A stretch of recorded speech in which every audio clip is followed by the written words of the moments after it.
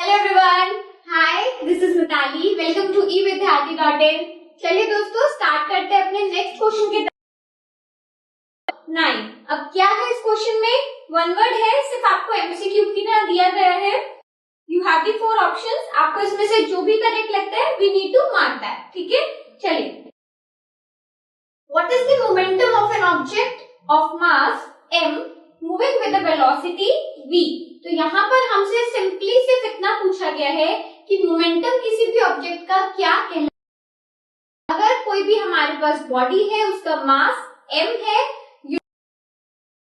वो but m से indicate किया गया है, एंड द वेलोसिटी v। तो बाय द सेकेंड लॉ हमने काफी बार एग्जांपल्स में हमने होली वाले एग्जांपल डिस्कस किया था।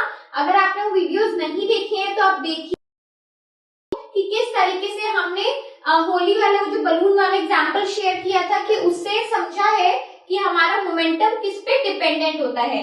अब ये तो बहुत क्लियर है अच्छे से कि हमारा मोमेंटम मास और वेलोसिटी पे ही डिपेंडेंट है, बट कैसे डिपेंडेंट है? क्या कुछ हाफ है, क्या कुछ स्क्वायर है? तो ऐसा कुछ नहीं है, वो डायरेक्टली उन पे डिपेंडेंट है, डायरेक्टली प्रोपोर्शनल रहता है। ऑल्सो हमने ये भी सीखा था कि सेकेंड लॉ से जो हमारा मोमेंटम है वो डायरेक्टली प्रोपोर्शनल होता है टू दी फोर्स।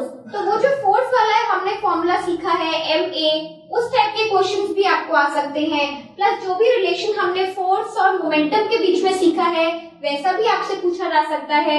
तो ऐसे टाइप का क्वेश्चन आपको सिर्फ इसलिए इंट्रोड्यूस करवाया गया है दैट यू शुड नो कि ये क्वेश्चंस आते हैं, किस तरीके से आते हैं, कैसे फ्रेम डिफरेंट वेरिएशंस के साथ can come in your exams. ठीक है, so now moving on to our question. तो यहाँ पर हमें बताना है कि मोमेंटम क्या होता है, and we very well know कि मोमेंटम का फॉर्मूला होता है P is equals to m into v।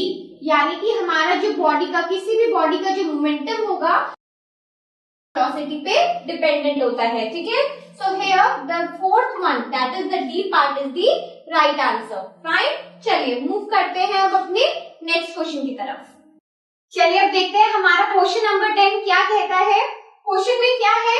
Using a horizontal force of 200 newtons we intend to move a wooden cabinet on the floor. तो यहाँ पर हमें ये दिया गया है कि वी हैव अ फोर्स, और इसी फोर्स के साथ हम अपने फ्लोर पे एक वुडन कैबिनेट, आप ऐसा समझ सकते हैं वुडन बॉक्स को खिसकाना चाहते हैं। ठीक है, उसे मूव करना है।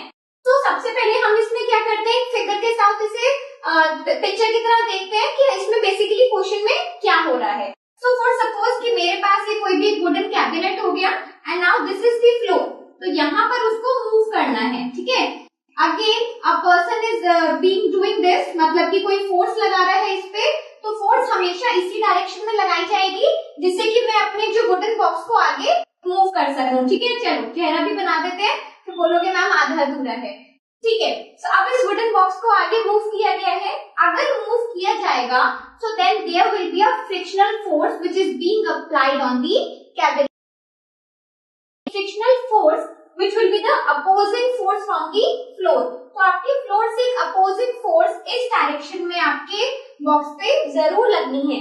ओनली दैट इज व्हाई आपका बॉक्स आगे मूव कर सकता है। ठीक है, तो यहाँ पर हमें ये बताना है, सबसे पहले हमें गिवन क्या है कि हम एक फोर्स के साथ अपने बॉक्स को मूव तो कर रहे हैं but with a constant velocity. ठीक है, तो क्वेश्चन में हमें गिवन है कि हम जिस फोर्स से अपने बॉक्स को मूव कर रहे हैं that is being applied with a constant velocity. तो यहाँ पर हमारी वेलोसिटी में देयर इज नो चेंज। तो यहाँ पर कांस्टेंट का मतलब होता है no change in the velocity.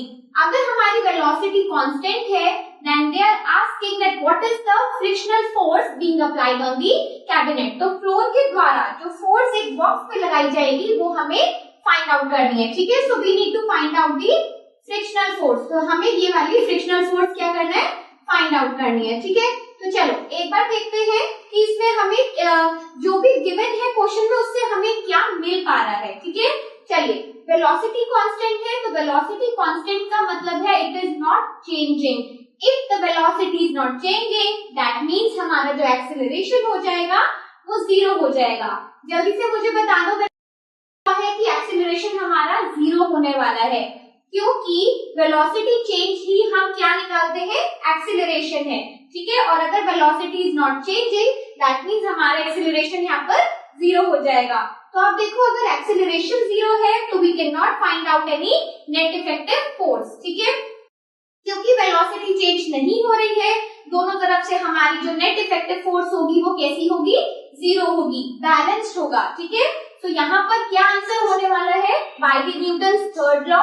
Newton का थर्ड लॉ हमें क्या सिखाता है कि अगर इस तरफ से एक फोर्स लगाई जा रही है तो फ्रिक्शनल फोर्स जो हमें हमारा फ्लोर देने वाला है that will be equal and opposite, right. तो हमारी जो फ्रिक्शनल फोर्स यहाँ पर आने वाली है वो क्या होगी, चलो मैं इसी तरीके से आपसे छोटा सा यहाँ पर लिख देती हूँ, यू कैन ऑल्सो राइट कि हम फ्रिक्शनल फोर्स निकाल रहे हैं। तो फ्रिक्शनल फोर्स होगी हमारी उसी फोर्स के इक्वल जो हमें गिवन है, जो हमारे द्वारा उस बॉक्स को हिलाने के लिए लगाई जा रही है, which is 200 newton. But because हमारी जो फोर्स है वो इक्वल तो जरूर होनी है, but it should be opposite also, क्योंकि वो एक ऑपोजिट डायरेक्शन में लगाई जाएगी, तभी हमारा जो बॉक्स है वो क्या करेगा, मूव कर पाएगा, ठीक है। तो यहाँ पे एक बैलेंस पोजीशन है, कोई भी चीज आकर यहाँ पर एक्सर्ट नहीं हो रही है एक्सटर्नल की तरह, ठीक है। तो यहाँ पर क्या होने वाला है, एक बच्चे ने फॉर सपोज एक वुडन बॉक्स को यहाँ पे मूव करा है with the force of 200 Newton, तो हमारा जो फ्लोर एक फ्रिक्शनल फोर्स देने वाला है that will also be equals to the 200 newton but in opposite direction, ठीक है।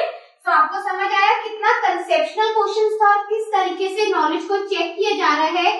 थर्ड लॉ भी चेक कर लिया कि भाई कौन सा लॉ लगना है, प्लस हमें ये भी पता चला कि बैलेंस फोर्सेस हैं। तो देखो कैसे साथ साथ में ना कितना कॉन्सेप्ट चेक कर लिया है। कहने के लिए क्वेश्चन बहुत आसान है, कोई कैलकुलेशन नहीं करनी है, बट यहीं पर आपकी नॉलेज चेक की जाएगी कि कौन सा न्यूटन्स लॉ लगाया गया है और कैसे हमें अपने क्वेश्चन को डिकोड करना है कि वेलोसिटी अगर कांस्टेंट है तो उससे हमें क्या फायदा मिल सकता है, ठीक है। So be prepared with this type of questions also. अगर आपको ऐसे कोई भी और क्वेश्चंस डिस्कस करने हैं तो मुझे मेरे कमेंट सेक्शन में जरूर बताइए, ठीक है। So after then keep learning, keep doing, bye.